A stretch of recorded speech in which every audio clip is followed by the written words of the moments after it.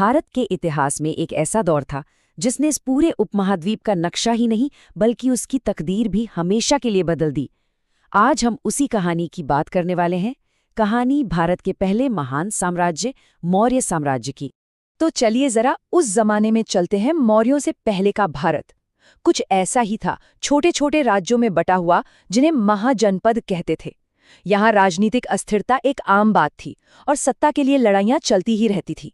मतलब हर तरफ एक अनिश्चितता और उथल-पुथल का माहौल था। और इसी अफरा तफरी के बीच से एक ऐसी ताकत का उदय हुआ जिसने सब कुछ बदल दिया, मौर्य साम्राज्य। तो आज हम यही समझेंगे कि आखिर ये साम्राज्य बना कैसे, कैसे इसका इतना विस्तार हुआ, इसकी शासन व्यवस्था में ऐसा क्या खास था और इसने अपने पीछे कौन सी विरासत छोड़ी है। तो सवाल ये है कि ये सब शुरू कैसे हुआ। चलिए इस साम्राज्य की नींव की कहानी और उन लोगों को जानते हैं जिन्होंने इस सपने को हकीकत बनाया। देखिए, इतने बड़े साम्राज्य की नींव किसी एक इंसान का काम नहीं था। ये नतीजा था एक जबरदस्त साझेदारी का। एक तरफ थे चंद्रगुप्त मौर्य, वो नौजवान योद्धा जिसने नंद वंश के शासन का अंत किया, और दूसरी तरफ थे उनके गुरु चाणक्य, वो जीनियस जिन्होंने हर कदम पर उन्हें रास्ता दिखाया। और चाणक्य का योगदान सिर्फ सलाह देने तक ही सीमित नहीं था। उनका महान ग्रंथ अर्थशास्त्र असल में सिर्फ एक किताब नहीं थी, ये तो एक पूरे साम्राज्य को चलाने का ब्लूप्रिंट था, एक रूल बुक थी जिसमें राजकाज से लेकर अर्थव्यवस्था और सेना तक हर चीज के बारे में बताया गया था। तो साम्राज्य की नींव तो रख दी गई, लेकिन कहानी यहाँ खत्म नहीं हुई। असल में ये तो बस एक नए दौर की शुरुआत थी, विस्तार और एक बड़े बदलाव की। इस साम्राज्य को 3 महान सम्राटों ने संभाला। चंद्रगुप्त ने इसकी नींव रखी और इसे फैलाया। उनके बाद उनके बेटे बिंदुसार ने साम्राज्य को और मजबूत किया। और फिर वो नाम आता है जिसे सब जानते हैं, अशोक महान। इनके समय में साम्राज्य न सिर्फ अपने सबसे बड़े आकार तक पहुंचा, बल्कि इसका पूरा चरित्र ही बदल गया। जरा अंदाजा लगाइए, ये साम्राज्य कितना विशाल था। उत्तर पश्चिम में आज के अफगानिस्तान से लेकर दक्षिण में कर्नाटक तक। उस समय के हिसाब से ये एक अविश्वसनीय पैमाना था। पहली बार इतने बड़े हिस्से को एक ही शासन के नीचे लाया गया था। लेकिन सोचिए, एक साम्राज्य जो ताकत और तलवार के दम पर बना था, वो अचानक बदल कैसे गया। इतिहास में एक ऐसा मोड़ आया, एक ऐसा युद्ध हुआ जिसने न सिर्फ लाखों जानें लीं, बल्कि एक सम्राट के दिल और उसके साम्राज्य की आत्मा को हमेशा के लिए बदल कर रख दिया। और वो मोड़ था कलिंग का युद्ध। ये एक बहुत ही भयानक और विनाशकारी लड़ाई थी। कहते हैं कि युद्ध के मैदान पर हुई तबाही देखकर सम्राट अशोक का दिल दहल गया और उसी पल उन्होंने फैसला किया कि अब और युद्ध नहीं होगा। उस युद्ध की त्रासदी से अशोक ने एक बिल्कुल नई नीति अपनाई जिसे धम्म कहा गया।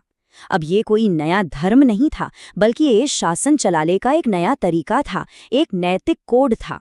इसका मकसद तलवार से नहीं, बल्कि धर्म और करुणा से लोगों का दिल जीतना। तो ये धम्म था क्या आखिर?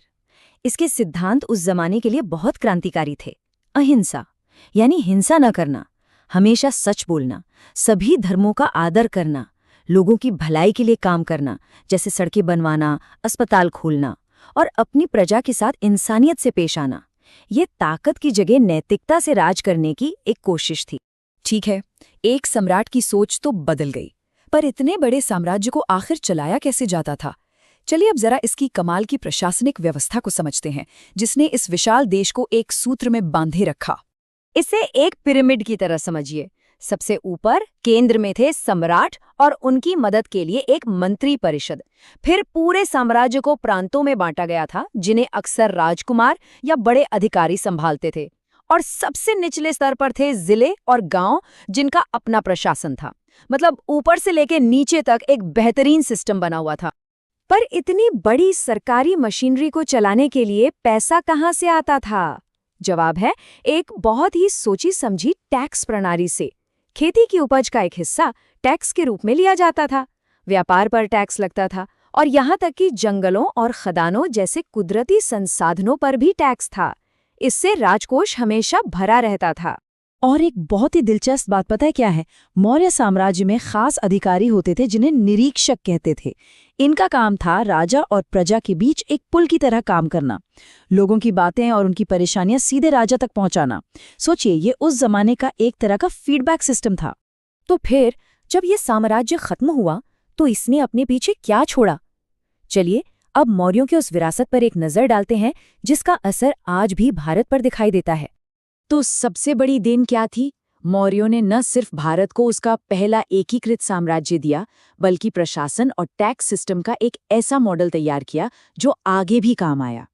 उन्होंने नैतिक शासन का एक आदर्श दुनिया के सामने रखा, और अशोक के बनवाए स्तंभ और शिलालेख तो आज भी हमें उनके धम्म की कहानी सुनाते हैं। और यहीं पर एक आखिरी सवाल उठता है।